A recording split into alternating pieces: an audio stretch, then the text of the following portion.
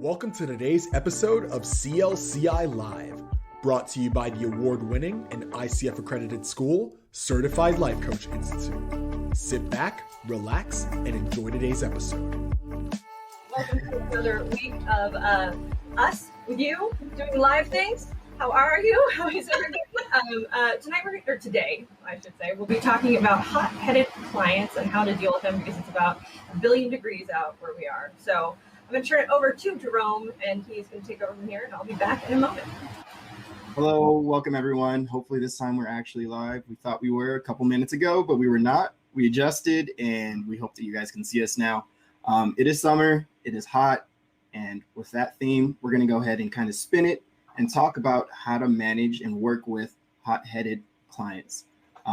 And before we realized we weren't actually live, I asked Lisa this question. As a coach, do you typically run into clients that are hot-headed towards you, or has that ever happened to you? And I was mentioning, no, not at me, because there's usually not that kind of a relationship that we have together. We're usually building rapport and how they want to take care of business outside of the session. When that person is coming in upset, if they were your friend, you might behave differently. But as a coach, we have to just still maintain our physical presence, stay focused, stay calm, breathe, do modeling that will help that client process that moment so that they're able to start sharing and expressing what's happening, not in that triggered state.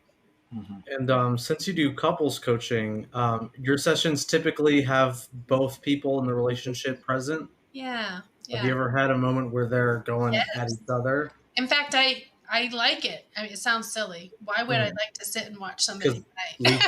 Drama. They're obviously not going to be fighting in a way or having an argument.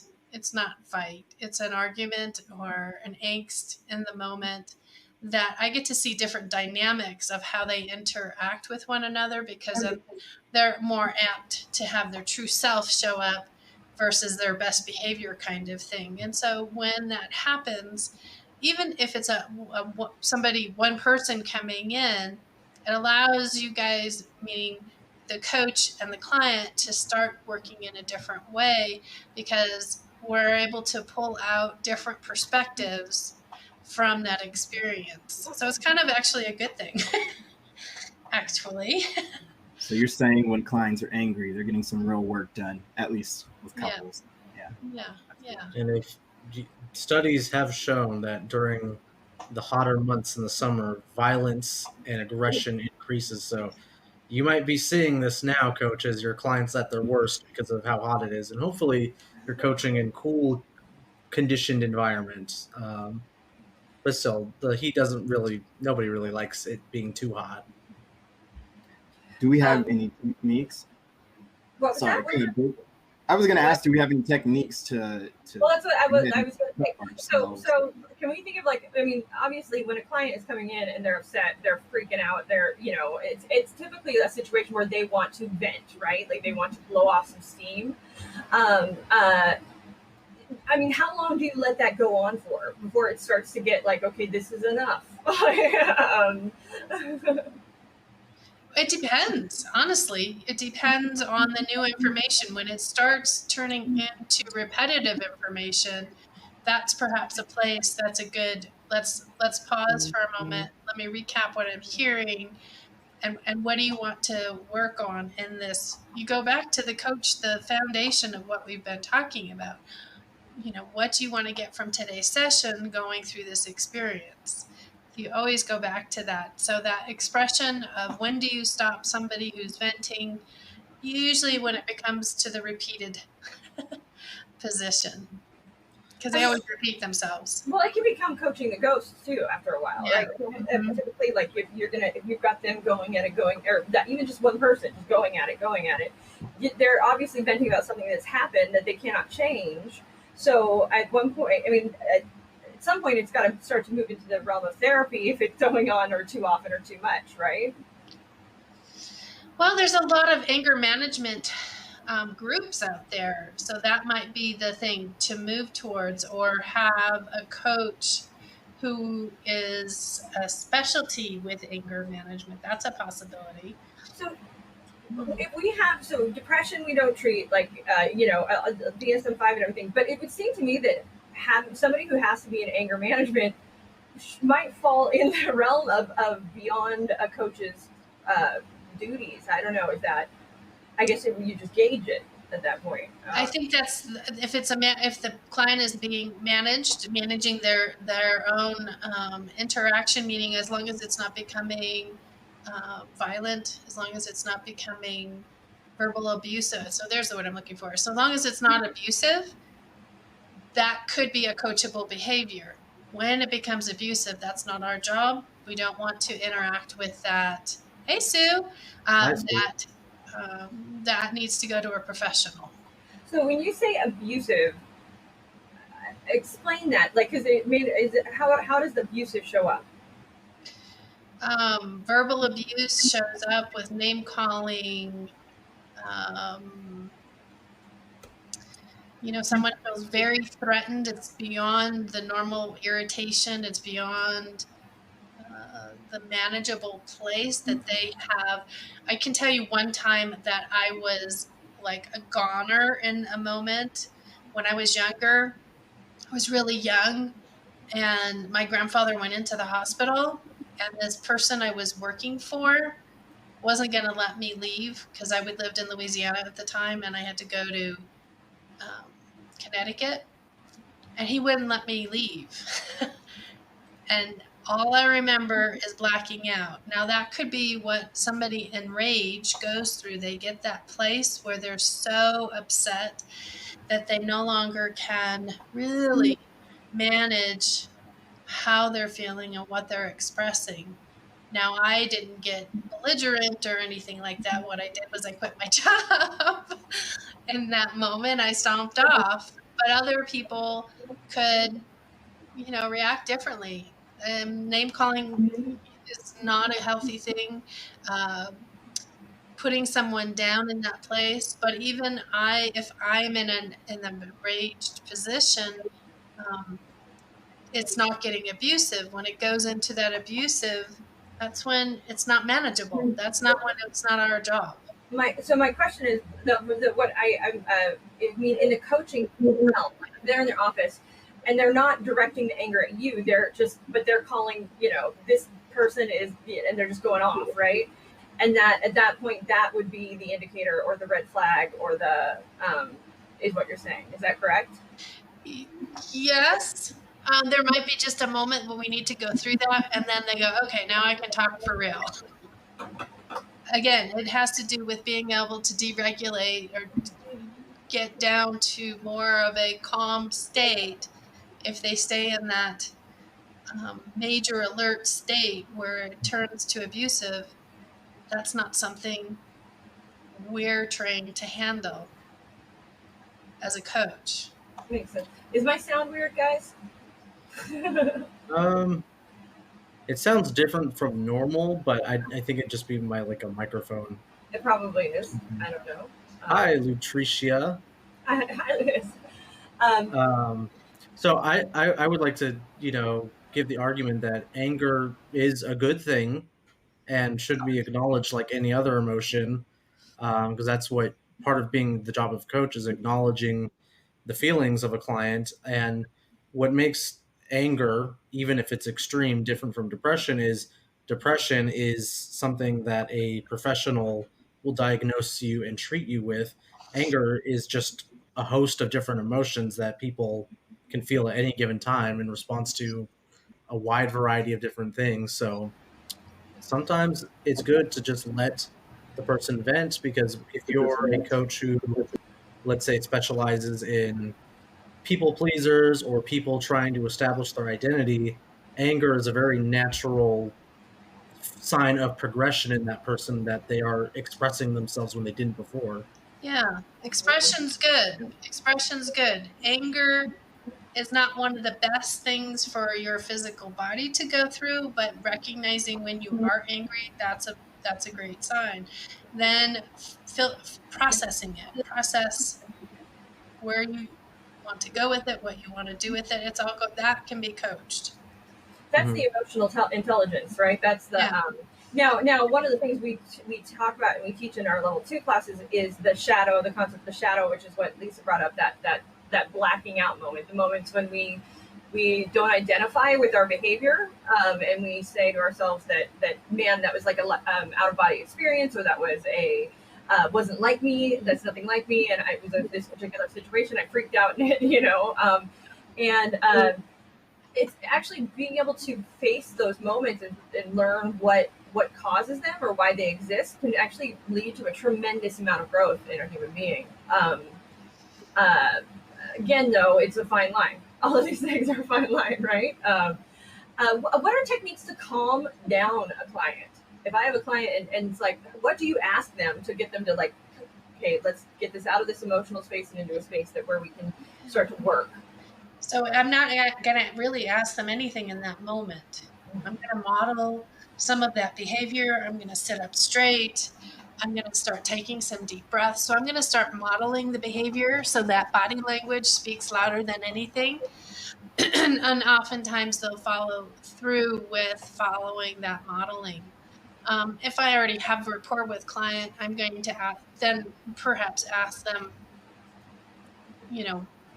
based on what they've shared with me, what their best alternative for not being triggered in that moment. We may have already spoken about breathing techniques, or we may have spoken about going out for a walk, or we may have spoken about different things. So that may be a direction. Walking is really wonderful in a coaching session anyways, because it helps move that energy. So if you have a high energetic person who tends to be on the angry side, perhaps that's something that you consider, that you guys go out for a walk. Why do people get angry? I know that sounds silly, but we really, when you get down to the root of it, it's typically a feeling of lack of control, right? Most of the time. Yeah. Unloved, unheard, filters that we've been trained from way young. And things that we have built on that as well. Our ego, really, it's a big ego. Well, and that's all born from fear. I mean, there's a saying, anger is fear's bodyguard, right? And unrealistic expectation and comparison, says Sue. Yeah. Mm-hmm. Well, and that, again, I think it all boils down to that lack of control, right? Is that lack of, it's like, I want things to go this particular way. I expect it to happen. When it doesn't, and I have no power or control to change it, I get angry. When somebody, when something happens to me, I have no power, and it's a way for us to feel like we can regain some control. But it can also lead to manipulation, though, because really a lot of anger, and somebody who reacts that way and goes to a place of just crazy anger anytime somebody tries to interact with them, that's a form of manipulation. And it's one that people don't often recognize, because what they're doing is they have at some point been rewarded because the other person backed down and they learned, okay, well, if I do this, people will back off. And so they use that as a technique to sort of avert having real communication with somebody. It can be a manipulation too. So well, and lacking of asking for what your needs are, you become triggered and expect the other person to know exactly what your expectations were, which is what Sue put up there, unrealistic expectations. And some of them aren't unrealistic, but some of them are not noticed that they are needed to be done, and the experience from the other person says, well, you should have known to do that. That's communication. It's a lack of communication at that point. And a lack of communication then that then leads to frustration, and then people spaz out, and hopefully they figure it out and come back together. And that always leads to that forgiveness piece. One can hope. One can hope. Yes, one can hope. Absolutely. I mean, I think that there's a degree of fear, though, that people have with anger, and is that they're being taken advantage of, or maybe not, or there's something there's missing, or somebody's, there's somehow being made a fool of can cause that anger as well. I think you're right there. Feeling taken advantage of is a huge piece. They haven't voiced expectations, and that mind reader is expected to be present for a lot of those exchanges. Or and stupid mind reader, always on break, always like gone. At the wrong time, at the wrong place. Easiest thing in the world, that mind reader. I wish it would hang out more often. What about anger that's not really directed at anybody? Because I feel like for the past few minutes we've been talking about people in a relationship or interacting with people around them, whether it's like a boss or significant other or friend. But what if it's just like the general state of things or something that they can't really control? Yeah, there are people that just exist in like perpetual anger. They're just like angry people. Everything they do makes them they just appear to be angry at the world. And then you think about it, people like watch TV shows and they get angry. The news, it just stuff that they have no control over, and it's just like sometimes it starts to appear as if it's an excuse to be angry, right? Which is, you want to be able to save somebody, right? But that might be the state they want to be in. Well, and it's not our job as a coach to coach that person. That's going to be something, I think, a little more in depth for therapy, due to low self-esteem, definitely, or it's habit. I mean, it could be a habit that person just has a trigger reaction, if you will, to everything that occurs, or they could have psychological disorders. It can also be the PTSD, ADHD, chemistry, borderline. I mean, there are a lot of things in the DSM-5 that quick to anger is, and it's typically like a feeling. It's a physical reaction that happens in those cases. Like it's an actual physical reaction that it's hard to communicate what's going on, and then at that point it's hormones, and you're already in the state. So a big part of that is being able to catch that physical reaction early on. And knowing when to refer to other professionals who are equipped to help you with that. Oh yeah, I'm talking about like I'm not talking. No coaching should be, but just in general.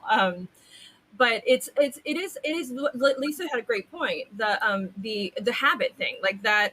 This is something that I have read a bit on, and I have delved a bit in, is that the patterns that we create, right? Like, if some of us go to anger, some of us might, our default might be food, or it might be sadness, it might be, and it's actually, we have to retrain those habits, because it's something that if you've done that pattern your whole life, like this happens and I get angry, this happens and I get angry, you don't have to do that. And at some point you learn, okay, wait, I don't have to get angry. I can approach it a different way. And then it becomes about retraining your reactions, which can be tremendously difficult, right?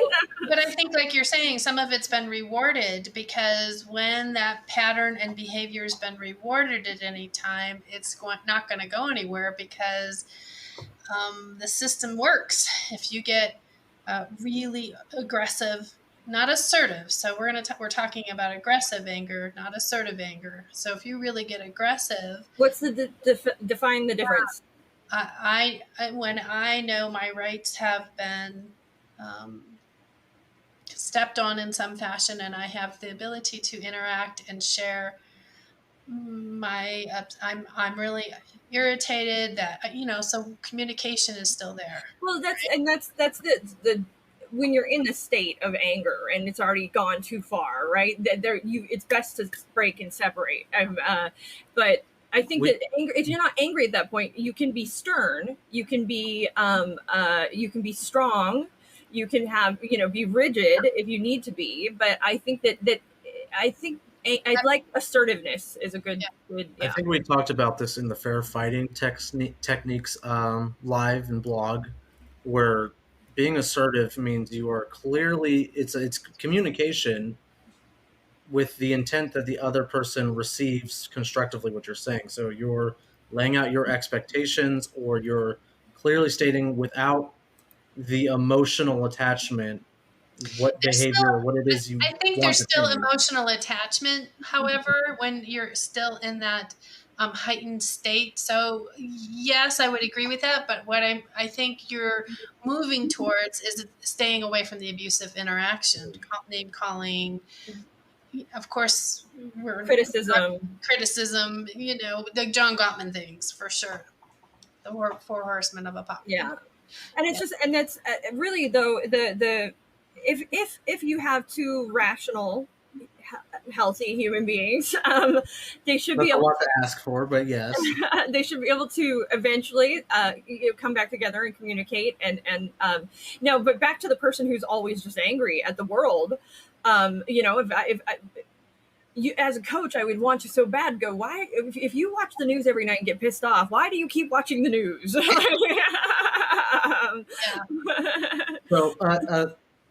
they recognize it? I think some people don't recognize it. Go ahead. I interrupted. That would be like a dangerous kind of why question, because it feels like you're putting on the defensive. A way to you couldn't do that. To transform that into something more coach positive would be, what is it about the news that makes you want, like, what do you get out of watching the news? What is it about the news that keeps you coming back, even though you know it does X, Y, and Z? And that's a nice open-ended question that can get into sort of explore. What would life be like if you didn't watch the news tonight? I wouldn't know things. I wouldn't know what's going on, and I could be mad at things. I mean, as somebody who unplugged, like I unplugged 7 years ago from a lot of things. I got rid of my TV. I did for a lot of news. I don't watch. I also, for a long time, got rid of social media altogether. Had nothing to do with it. And I just wanted like human interaction, and I wanted to actually be productive with my life because I felt like I was spending it in front of the TV. And it definitely is. It's nice because I don't get stressed out about the same things other people do. But sometimes it is definitely weird because I'll feel a little out of the loop, or like I don't know what's going on in the world. But I think that's okay because I can't affect change in a lot of those things, right, that are going on in the world. So it's just sort of me. It feels a little indulgent at times, and almost like it's a manipulation of my emotion in many ways. Jerome, what gets you angry? Not a whole lot. Injustice is probably like the only thing I can really think of at the top of my head. And when I say that, I mean bad things happening to people that don't deserve it, particularly when it comes from another person. That really upsets me. Advocate, does anybody really deserve to have bad things happen to them? Like, yeah. I believe in karma. So I believe if you do bad things, the way energy works, it's going to come right back at you. So I think following that thought process, I guess, maybe, yes, some people deserve bad things that happen to them.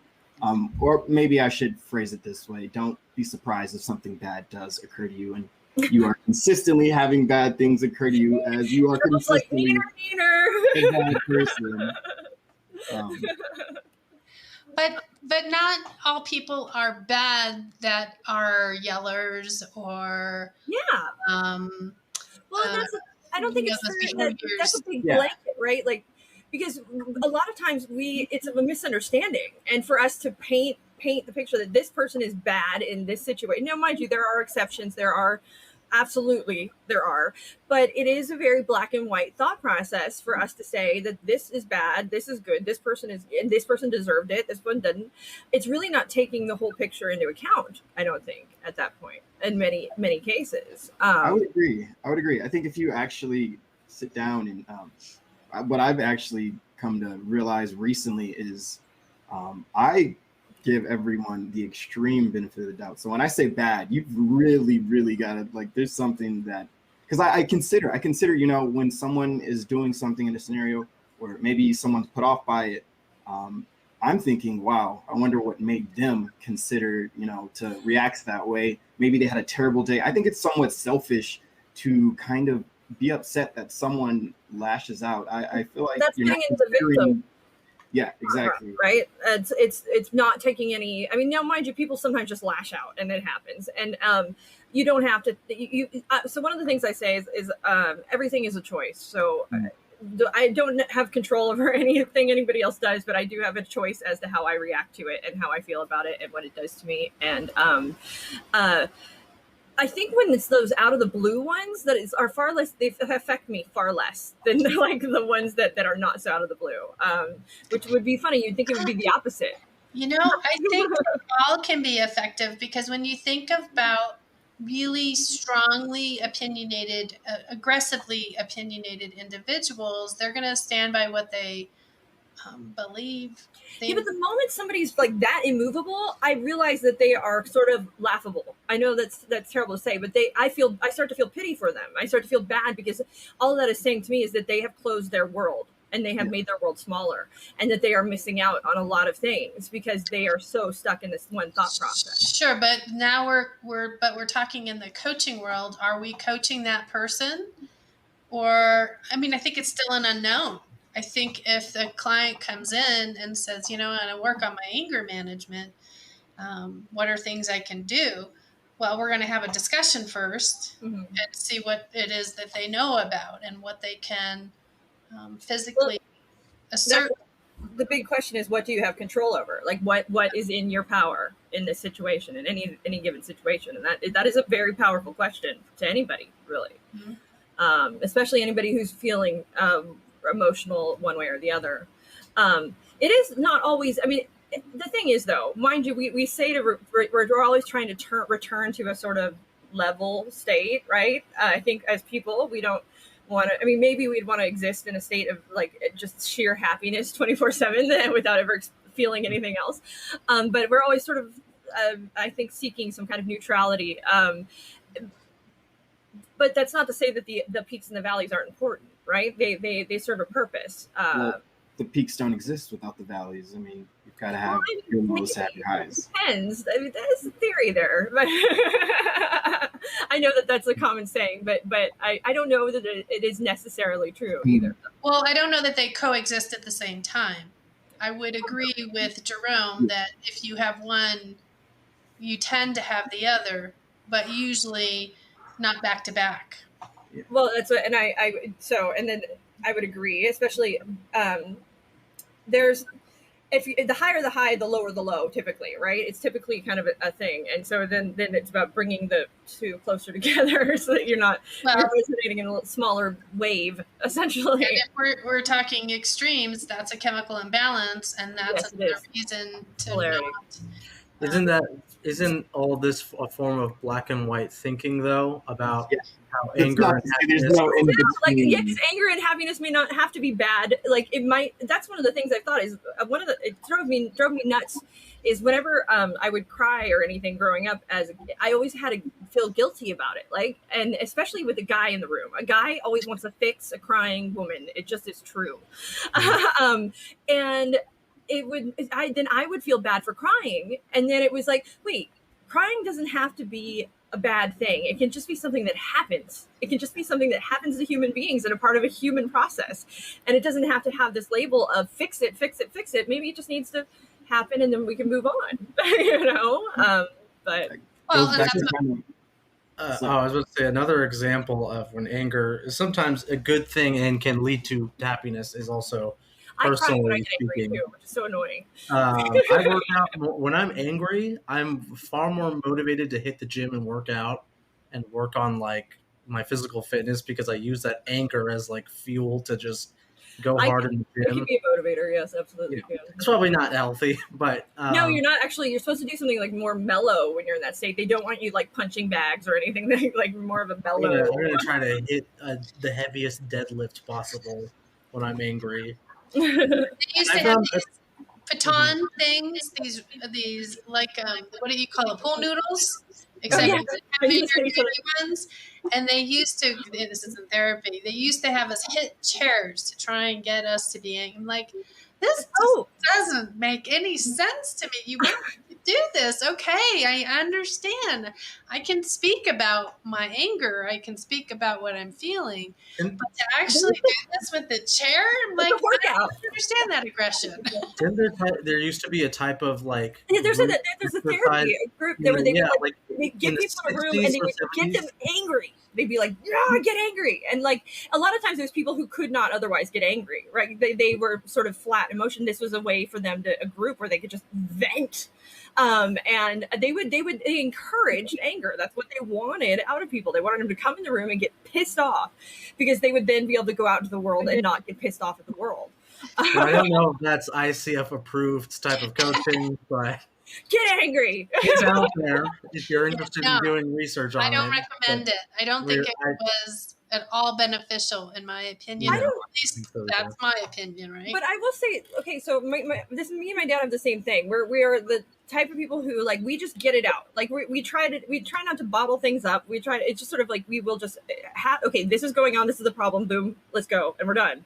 And we can let it go. Like, as soon as it's out and it's in the world, it's like, I'm fantastic. I don't need to deal with that anymore, and I'm go. And it's like, it's gone. It's not even on a shelf. It's gone. But I know a lot of people will carry around with them for resentment and anger and frustration. And what do you do? I mean, how do you deal with a client that is harboring resentments? Well, first, is it something that they want to work on? I mean, it just goes back to that. Is this something that's serving a purpose? How does it serve a purpose? Because it does serve a purpose. Oh, absolutely. Yeah. It's a story. I mean, is it a purpose that they want to continue? So if you would ask the client, what purpose is this resentment serving? I might, depending on where we were in the session and what was going on, perhaps. Yeah. What purposes do resentments serve? That's something they have to define, because what they usually find out is for you, have you ever harbored a resentment? Well, of course. So what was it serving you? It fuels negative thought. Like Miss Jackson said up there, she said, it just provokes low self-esteem. It keeps that negative self-talk empowered versus... So me as a human being, why am I choosing that? Why am I what is it in us as people? I mean, I guess it's irrelevant what it is, but how do we catch that or let go of that or help our clients to do so as well? I mean, what kind of series of questions would you ask? What is it serving you? What is that serving you? Yeah. What else is that doing for you? Where do you want to go with this? Because it's pulling out the things that actually are good for us. Because back in the day when we had to save our lives from emergency moments, it did serve a purpose. But everyday life today, we don't have those kind of emergency kind of moments where we need that adrenaline rush. But we can feel like we do. I mean, it can imprint on us, and it can. And the thing is, too, whenever we remember things, we're not actually remembering the event. We're remembering the last time we remembered it, and our emotions can affect it over and over and over again. And it becomes a habit. It becomes that neural pathway that we go down over and over and over again that we then have to consciously retrain. Find out what that new story is, correct story. The story that if I'm attached to this old story, how do I want to release my attachment to that old story? So I'm starting to empower what my new story is. Well, not a lie. I'm not calling manipulation or a lie. It's just having different glasses on to look at an event that occurred that I no longer want to impact me. And I have, and it's funny. It's something I am working on right now as well. Like there's specific things that still and I'm like, I just want to let go of these. I just want to go. Like, I don't want to, and like, how do you reframe that, an experience, a traumatic experience, and that's not our job to do as a coach, but I'm speaking more on a personal basis, but that is something that actually I was talking yesterday about with my therapist. I was like, how do I reframe this thing, this big, huge thing? And it's, it can be difficult. It can be something that takes time. It's not something that always happens overnight. And like, there's a good Band-Aid put on it. But that doesn't mean that, here's the thing I want to say attachment too. Attachment's all involved with that. So attachment to that particular side of your understanding of the story, what's that attachment? And what do you want it to be to where it impacts you in a different way? I mean, Yeah, we can go on for this. Yeah, well, and then for me, there's a fear-based anxiety thing that it is, and that's really what it's about. It's genuine fear, and just let it. Honestly, I think for me, a big key for me is just going to be to let go of the fear in such a way that is like, okay, it's okay, whatever happens, just accept. Accept what comes your way as if you have no control over it, because it is really a control issue for me. I mean, just to get very kind of personal, it's like I want to make sure that I am alive. And that can be very scary. One of the things that I will do is when I'm in that anxiety fear position, eventually I'm done with it. I'm like, I'm so bored with it in a sense. I just want to get on the other side. Mm-hmm. I have what I call this blind leap of faith, where I just go, you know what? I don't care. And it sounds like I don't care. It's not that I don't care. It's I don't care about this anymore, the fear stuff.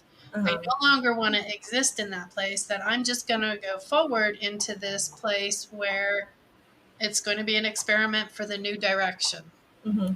Well, and it takes a while to get there, because if you're in a fear state, a lot of times your hormones, your emotions are clouding your view, and so then to get to that place, because that's a very logical state that you're in at that point. You have returned to sanity in many ways, but when you're in the insane state, like that shadow, right? It's very hard to get into the logical person, to get into that frontal cortex. Can be very, very difficult, because at that point the reptilian brain is taking over control. Especially, there's a lot of people who feel justified to be in the reptilian brain direction, that aggressive state. They feel it's necessary in all things because they feel like they've been taken advantage of too many times. It's going to keep them safe, right? This keeps me safe. This is why so then that's a security thing, isn't it? It's anyway. It's gotten into the weeds. So many things. To maybe bring us back on topic. What about? Because we've been talking a lot for the past 30 so minutes about other people being angry or personal anger. What about when you as a coach are sitting in the coaching seat and you start to get angry? Well, who are you getting angry at? Are you getting angry at the client? I would say the client, or frustrated or angry at what the client is saying or doing, and you haven't yet gotten to the point as a coach where you can effectively become outcome independent and separate your emotions. I was going to say, that is all. I mean, it depends. I mean, well, it isn't always outcome independent, though, right? It isn't. A coach isn't always getting angry because the person's not getting it, right? They might be getting angry because of something the client is saying that is offensive. Yeah, there's a lot of different reasons why you as a coach could get angry in a session, but how possibly for the newer coaches, how can you manage that in the moment as it's happening and outside of the coaching session as well? I mean, the same way you would any interaction, I would think. So whenever I was affected by something, and it's not necessarily, I mean, we're talking about being angry, so I wouldn't necessarily say I'm angry, but whenever I recognize something that I need to work on in the margin, because I would take notes in the margin, I would put my reminder in some fashion, what it is that I needed to work through. And once I put it down on that paper, I could release that focus on it and just get re-engaged with what I was hearing from the clients. Laura Kramer asked, how do we talk about if they're aiming negative energy at the coach, an invisible boundary violation? Well, and that's true. I mean, we can't, because we as human beings can pick up the energy. I mean, it is proven fact. We do actually can pick up the energy of other people in the room within a 5-foot radius. 6 feet, actually. What? 6 feet. And you can feel when a person's angry. Like, you can feel. I mean, I can't. Boy, can I feel it! And it's like noticing anger right now. It's a noticing. I'm noticing there's something going on with you in this place. Share with me what's going on. you acknowledge, so a lot, maybe they're not saying it, but you're feeling it, right? It's probably going to come out in their body language though, right? It'll probably come out in their tone of voice maybe. And so do you say, I noticed that you are sitting like this today. Do you want to talk about that? Or I'm not going to put a label on it. We're just going to notice. I'm noticing something's different today. There's different energy. There's different feeling. But you acknowledge it, right? You don't ignore it. Yeah. Oh, yeah, you don't ignore it. I can say the wrong thing to say to any angry person at any moment Calm is down. calm down. Relax. Calm down. Just Relax. calm down. Yeah, not so much. Not so much. I don't think telling somebody to relax has ever worked in the history of Never time. worked. Ever one time in the history of the world has the word History of relax. telling something. Yeah. No, but there is, you can now, if somebody came in and they were in a state, would it be okay to remind them that they are in a safe space? Let's say, because sometimes that it's a panic. You are in a safe, you're in a safe space. Take a moment and breathe. Yeah. Yeah, and when you're ready, now that is telling somebody what to do, though, right? You're too sensitive. Oh man. Oh, that is like that breeds passive aggressiveness. Laura Kramer's, you're too sensitive. Oh man. We all learn those things the hard way, don't we? Well, it's because we were in our anger in that moment, and we use those kind of terms as well. Anyway, you asked a question. I've kind of now spaced it over there.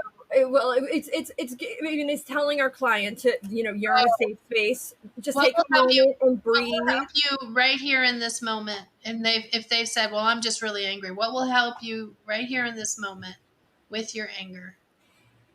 Is it okay if you are a coach who is having an emotional reaction? Would it ever be inappropriate for you to say, can we take a break for a moment? I'm kind of, do we say what's going on? Do we just say I have to use the restroom, or do we say I'm triggered, or do we say? But saying you're triggered though might then be detrimental to whatever the client is sharing. So you probably want to be as vague as possible, I would imagine. I'm gonna say, I've got to go to the restroom real quick. I'll be right back. Exactly. So I'm gonna go there first. I'm not gonna try and hide what's. That makes it about me as soon as I do that, doesn't it? But I really, that paper for me writing it down allowed me to release that energy. So if it's at that point where you're worried about sort of your emotional reaction, I think it's okay for it to be about you as a coach, because you can't effectively coach if you're getting too worked up. But I don't think you have to share that with the client. I think that you can, for me, so for me, whenever I was doing, a number of things where you have to, I would have a support system outside of that. So if I knew, okay, I'm having a reaction, what I would do is say, can we take a 5? And then I would go and if I needed to talk to somebody, I would go and say quickly, okay, I just need to get this out so that then I can go back in and be level. And whatever that tool is, it could be writing, it could be taking a breath of fresh air, or it could be a number of things. But I definitely have had those moments in other interactions, not in a coaching space, that I have been like, I need to take 5, and I've made sure there were support systems in place. It's in business. There are moments where you can get very frustrated, and especially if you're under deadlines and you're trying to. The huge events I've put on, the stress that you've got people working around the clock, it can be a thing. So you always had a support system, somebody I could turn to get it out, so that then I could go be a good manager, and not take it out on my employees. Or in the coach's case, taking it out on the client. Or anybody else. We do that. Never. Now, yeah. I guess we hopefully have pre-screened our clients, and our clients aren't offensive human beings to us before we say they can be our clients, I would imagine. So it shouldn't have to be too much of an issue. I've never had it as an issue, honestly. Yeah. Me neither. Yeah. So. But you have gotten sad, right, with your clients before, where you've gotten upset. You've had a tear or sure, absolutely. Is it okay? Is it okay? We want it on some level, to a small degree, right? That is validation. If we say, okay, it's not agreeing, but we can say, I understand why that would make you upset. I understand why you would get angry. And that's where that sincere validation comes in. It's not necessarily that you have to agree, but you can tell them that you see why they are feeling what they are feeling. And sometimes that helps a great deal in these sort of situations, right? Is that they don't feel crazy for feeling how they feel. So what I'm hearing you really kind of say is normalizing it. So we're trying to help them find their normalization through it. Yeah. Yeah. So we're gonna Well, still ask questions. We're still going to help them see how they're progressing. We're going to help them through that interaction and validation piece. Yeah.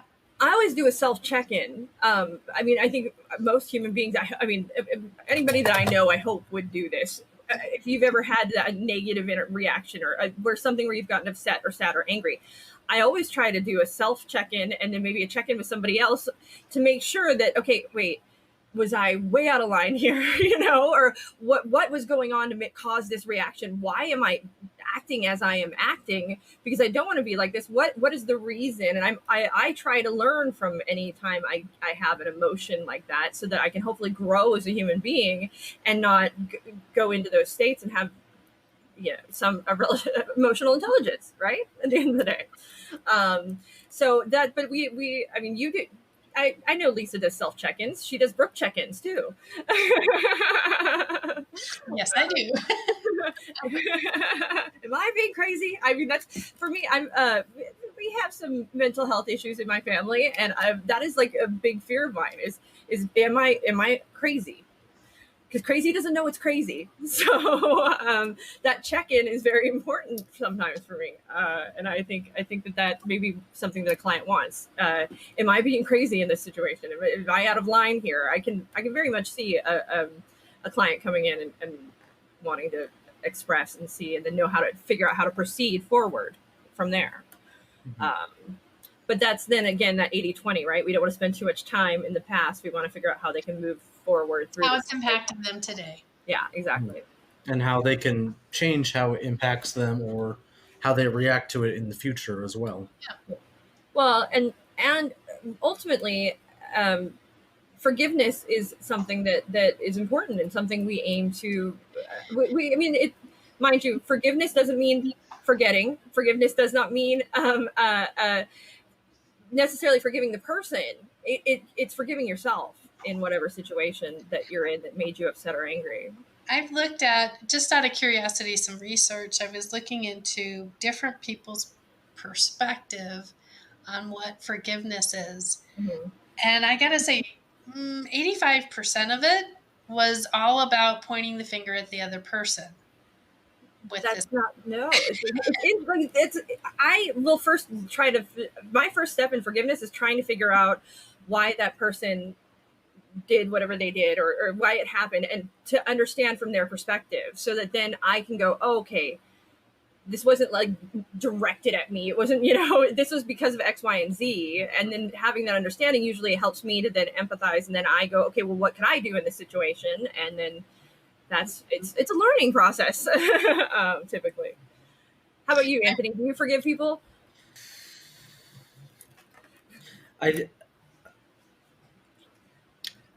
don't know if I define forgiveness exactly that way. That's kind of a difficult, not difficult topic, like in a personal sense. It's just difficult to put into terms because I tend to just make things more complicated than they need to be. I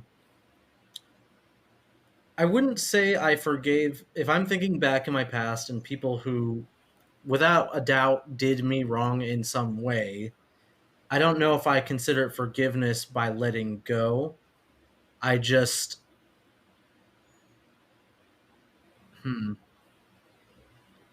I would say that it's just a form of letting go, because I think forgiveness requires sort of a personal relationship to be maintained. So if somebody I knew, don't shake your head at me. This is my definition. You have to. I've forgiven people I'll never speak to again. I absolutely have. But for me, it is a form, absolutely a form of letting go. It is. And just think, I'm not going to hold on to that anymore. For me, forgiveness is reserved for people I know and still interact with, who express sort of remorse or there's still that interplay of a relationship. In the past, for people I can't change or situations I can't change, or for myself, there's no other person to give forgiveness to or have forgiveness with, so I let go. It doesn't bother me. It's not something I waste a thought on. I know what we're talking about next week. We're going to talk about how to forgive when there's nobody to forgive, right? When that person is not there. Sit there quietly. Oh, gosh, that's a big one, actually. It is a big one, but I think it could be a very good one. So, but we have just a few minutes left. So, final thoughts on hot-headed clients and coaching a hot client. You can coach a hot client. You just can't date your hot client. Yeah, I was upset when I learned what this episode was actually going to be on. So you know. We can do that as a future episode. I think we've discussed it quite a few times in one way or another. I think having a client that has the comfort to show you that they're upset and they're angry, and share with you, that's they're trusting you. They're in that process with you, and the rapport is built, and it's just about exploring and finding out what they want to do.